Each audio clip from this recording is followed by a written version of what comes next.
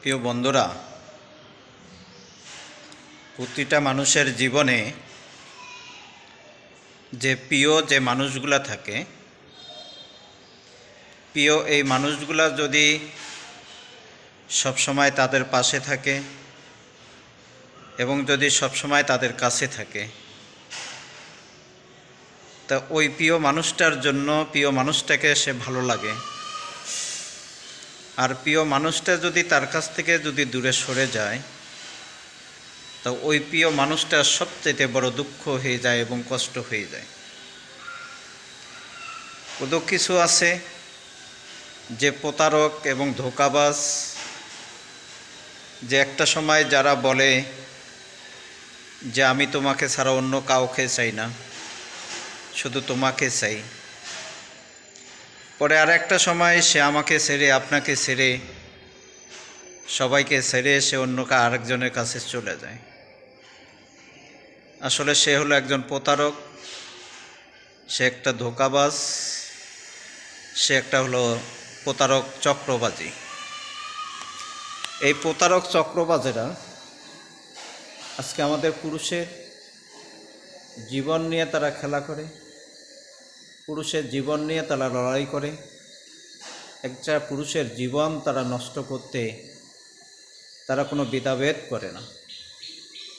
কিন্তু আসলে তাদেরকে বোঝা উচিত যে আমি একজন মানুষের জীবন নিয়ে খেলা করব, যে উপরে আল্লাহ তো আছে, তার কাছে তো আমাকে জবাব দিতে হবে। যদি এই প্রতারক চক্রগুলা তারা যদি বিশ্বাস করে, তাহলে দেখবেন তো প্রিয় মানুষটার জন্য প্রিয় মানুষটার কোনো কষ্ট হবে না। কিন্তু আজকে প্রিয় মানুষটার জন্য প্রিয় মানুষটা সে অনেক কষ্ট পায়, প্রিয় মানুষটার জন্য অনেক দুঃখ আসে, অনেক ব্যথা সে পায়। আর এই ব্যথাটা যখন সে আস্তে আস্তে ভুলার জন্য যখন সে চেষ্টা করে, আসলে সে সব কিছুই কিন্তু ভুলতে পারে। ভুলা কোনো ব্যাপার না, হয়তো একটু কষ্ট হবে, সাময়িক কিছু কষ্ট হবে, কিন্তু এই কষ্টর ভিতর দিয়ে যে প্রতারক নামে প্রিয় মানুষটাকে তাকে ময়লা ডাস্টবিনের মধ্যে ছুঁড়ে ফেলাই দিবেন। তাকে ময়লা ডাস্টবিনে ছুঁড়ে ফেলাই দিবেন, যে এই কারণে যে তোমার মতো প্রতারক, তোমার মতো ধোঁকাবাজ, যে তোমার মতো বদমাইশ প্রতারককে প্রিয় মানুষ আমি বানাইতে চাই না আর কাছে রাখতে চাই না। কিন্তু আমাদের সমাজে কিছু কিছু প্রতারক চক্র আছে, আমাদের যুবকদের এবং পুরুষদের জীবন নিয়ে তারা খেলা করে। কিন্তু আসলে তারা যে